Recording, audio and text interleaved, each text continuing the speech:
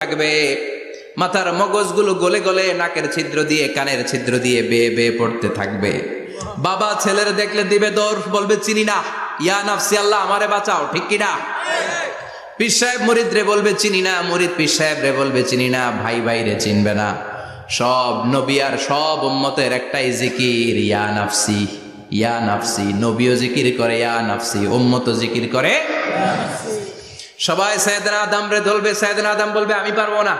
নূহের কাছে যাও, সাইয়েদনা নূহ বলবে পারবো না। ইব্রাহিমের কাছে যাও, সাইয়েদনা ইব্রাহিম বলবে পারবো না।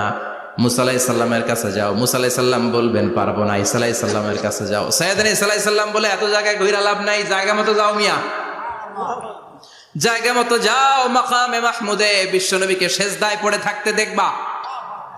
ওই নবী ছাড়া আজকের এই ভয়ঙ্কর আমাদের সবার বিপদের দিন, এই বিপদের দিনে আল্লাহর সামনে দাঁড়িয়ে কথা বলার মতো সাহস আছে?